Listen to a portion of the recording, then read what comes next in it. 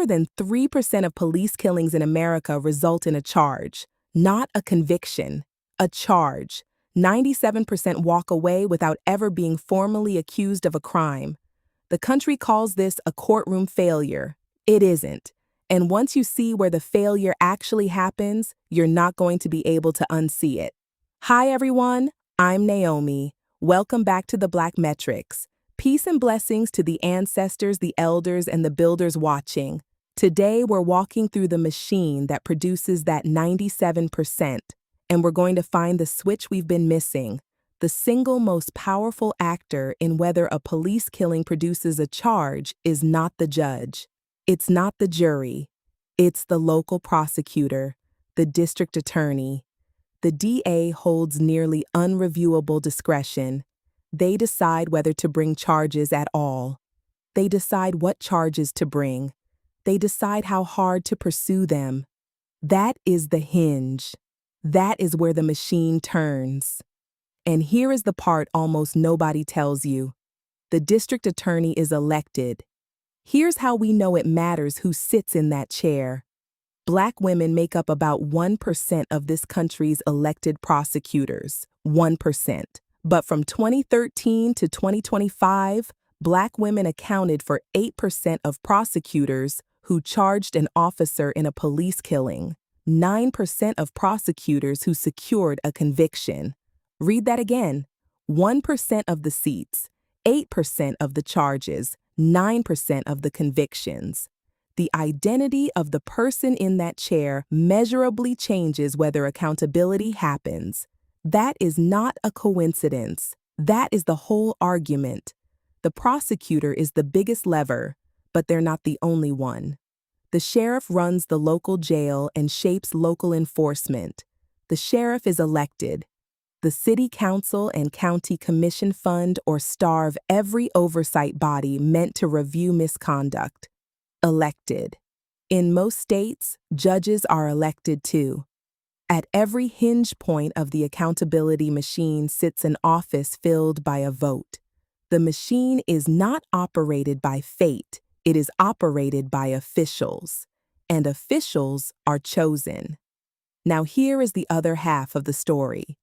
Because the same system that lets killings go uncharged has been quietly reducing the number of Black voters who can weigh in on who runs it in the first place. 2 mechanisms. First, felony disenfranchisement. Roughly 4 million Americans cannot vote today because of a felony conviction. About 1.3 million of them are Black.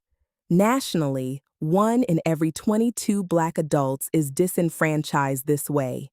In 5 states, more than 1 in 10 Black adults cannot vote at all.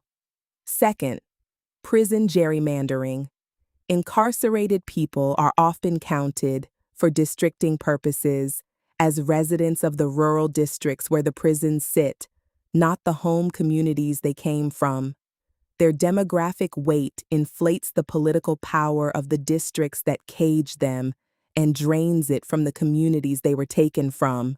Arrest, disenfranchise, transfer. It is a machine for converting Black bodies into reduced Black political power, the poll tax reborn. Lay all of this flat and something appears that no single case can show. Accountability for harm against the Black community is decided disproportionately in exactly the elections where our political organization is weakest. The local ones, the down-ballot ones.